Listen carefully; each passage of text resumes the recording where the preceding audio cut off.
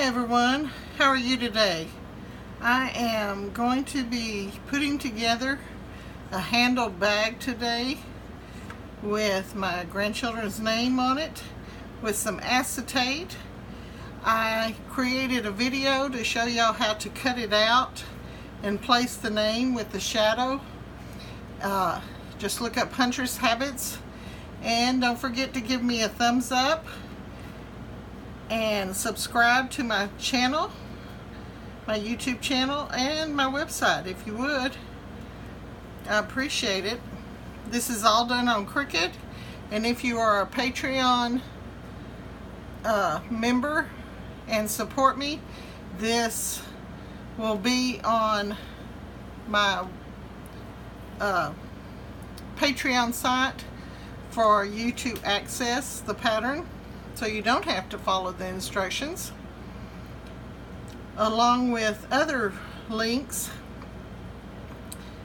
And the sun's coming and going. I had to turn on the air conditioner here. It's a cold front's supposed to come in. I'm in Texas, and it's supposed to get down to like 43 tonight and 36 tomorrow night.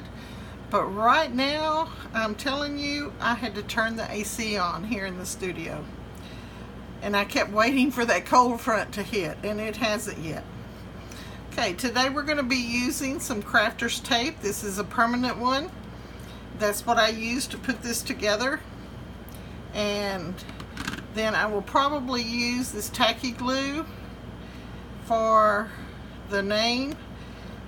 I used, on this one, I actually used the crafter's tape also, because I had run out of this, and they've changed the labels on these, if y'all don't know. So if you're looking for the same one, start looking for a white and yellow packaging for the Scott brand. Okay, and you can use any kind of ribbon. I use glitter paper for the name. I could have done a glitter adhesive. I didn't think about that until later. I thought, why did I use paper? I could have just used glitter adhesive. And the acetate is some that we got in our Cricut mystery box a few months back. So everything is just glued together. And I put the ribbon at the top. For Halloween, I had made this same box, only with a pumpkin on the front of it. And I tied right up here at the top. And it just, when one of the kids tried to open it, it tore the handle. And so I thought, well, if they tear this, I added a little slot to the pattern so that I could slip the ribbon through that to tie it shut. Okay? I hope that helps you. I hear someone scratching on my door. It must be Penny. I shut the door because Dad was in there listening to his TV show sound asleep. Okay, the first thing we want to do, I'm just going to move a few things here. Go ahead and take my lid off of my tape. The first thing we want to do is glue our acetate. When you do that, make sure that your name is facing in the right direction. You want to glue it on to the back.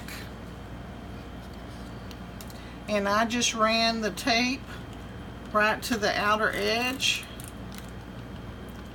One thing I didn't do in the pattern was add the size of the acetate for it to cut it. So I went back later, after I knew how many bags I needed, and cut them all at one time. It was fairly simple to do that, just by going in and doing a rectangle, a square into a rectangle.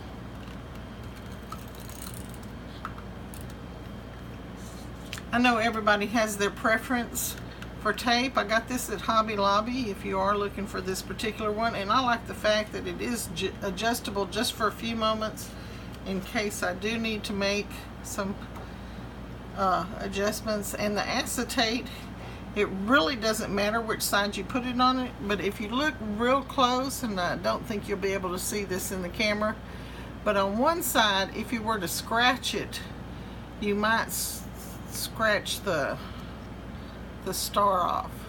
That doesn't apply for this. Oh, maybe Cricut's is better and the stars are actually inside. I'll have to look at that closer next time.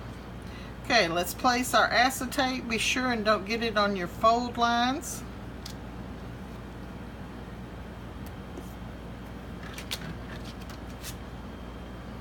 Same thing on this side.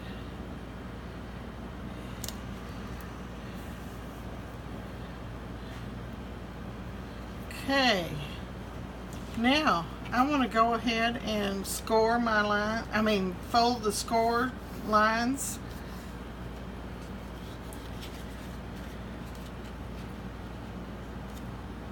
Remember, if you watch that pattern, I added an extra score line so that this bottom, which we may have to trim some off, there it is. So that the bottom fits a little bit better. It'll fold up into that sack. Now, when this is glued to this, if I kept it the same size, just a little bit of it is going to show because of the placement of my square. Another item that you might want to think about when you make your pattern, or if you use my pattern, so you want to cut that off. Just about 1/8 of an inch would be plenty, and you still have plenty to tape to. I'm using a metal ruler from Dick Blick. You can find a link on my website to get to Dick Blick art materials. I used to have so much fun with the kids when I'd say that name. Okay, let's see.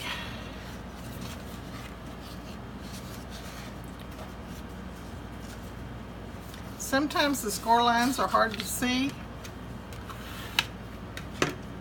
So on this particular one, they're going to be lined up with the handle.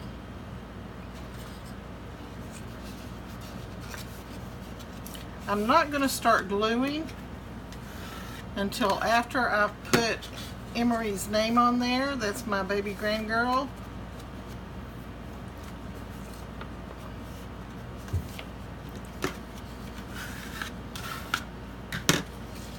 And the same thing with this tab.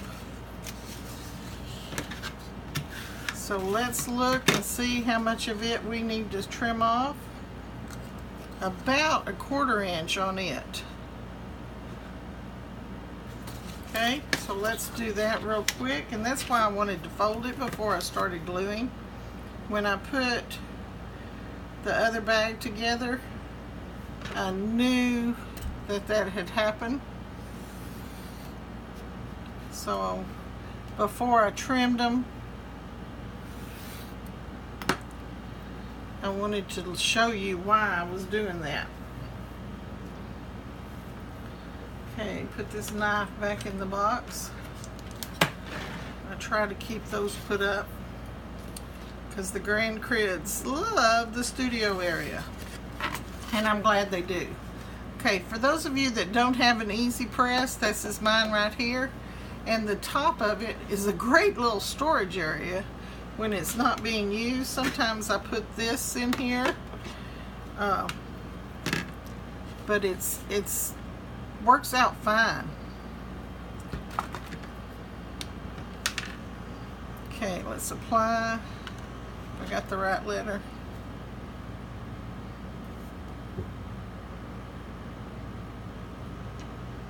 Oh, this tip's bigger than my other one was.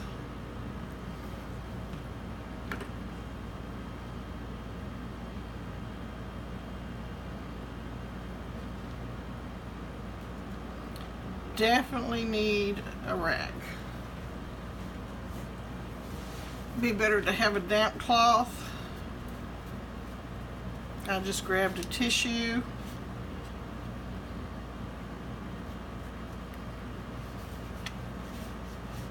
to wipe off that excess, and I want to make sure I get it off of the acetate.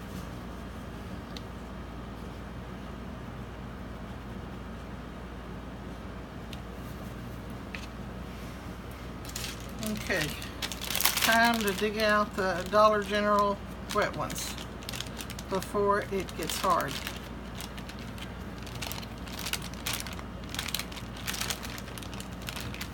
There we go.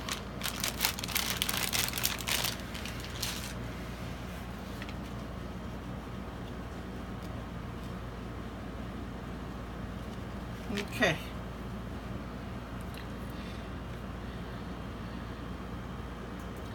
What I should be doing is dabbing this on with a paintbrush, or get out one of my fine tips, because that hole is definitely bigger than what the other bottle was.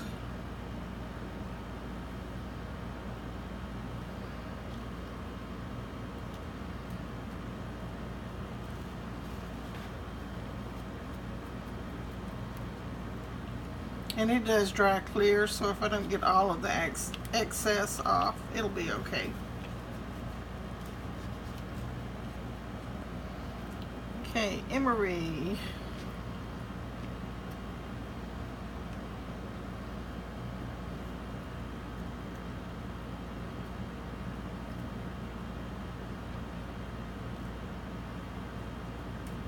You know, you can get packages of those fine tips.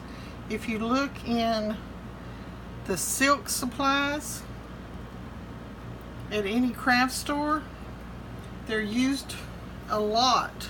I mean a lot with silk painting. And instead of just buying one, you can get a whole package for the price that you pay for one. Just a little tip there.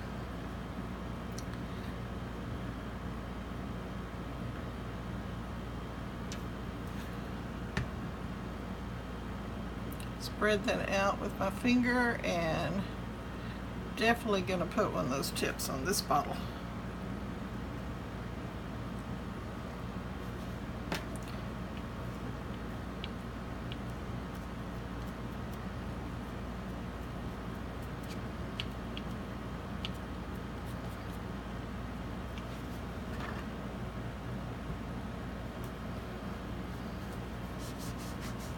Clean off my work surface there, and I'm going to use tape for the rest of it.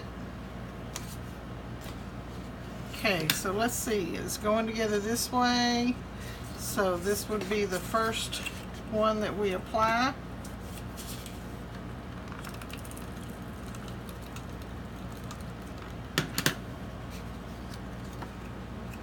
You'll line up the crease with the edge. Now my big old fat fingers don't always fit up in there. Sometimes you can crease it together, but that's working. Okay, and then we want to put some here.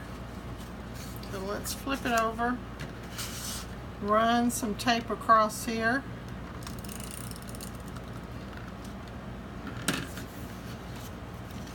And you want that fold, that extra fold that we put in there, to go on the inside. Okay, I'm getting off camera, aren't I? Okay, this is where it's tricky.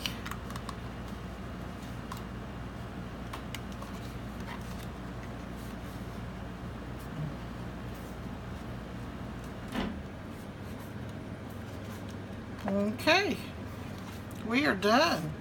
Seeing that flap is on the back. Oh, need to press it down just a little bit more. This tape is almost instantaneous. Didn't get quite enough right there, so I might add a little bit of this glue right there.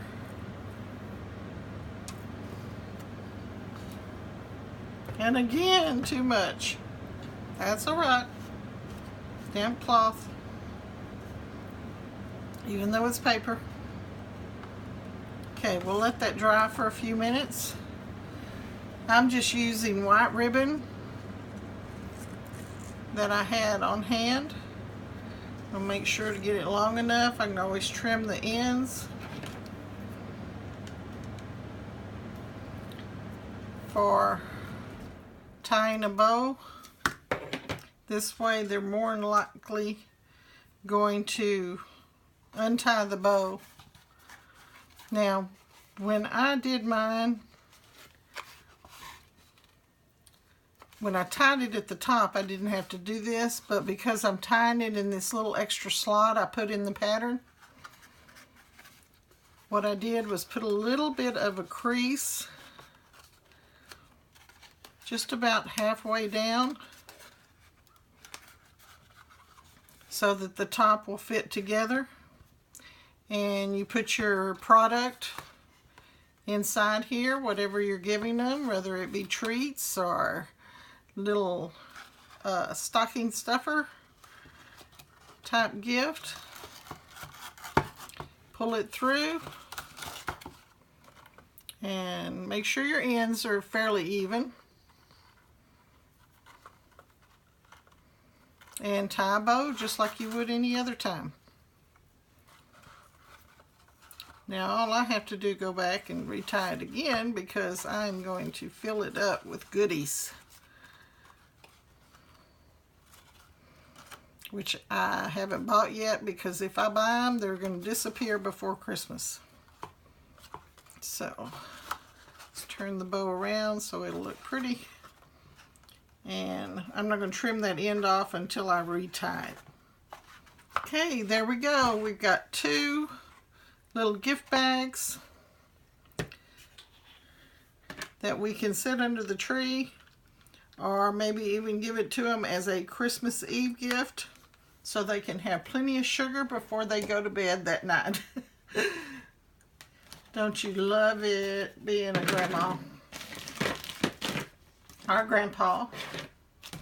So you can spoil the children and do the things you shouldn't have done with your own children. Okay, let me give you a sneak peek at what the next video I'll be doing is.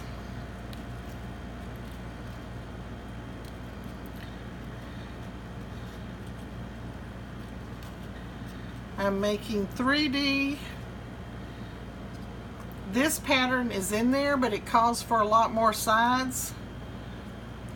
Is in Cricut Access, but these others, the design is in there, but not to make it 3D. I did that myself. Okay, and some of them you can see through, and some of them I put a liner in, which I've got to tape these tips, which I knew that already.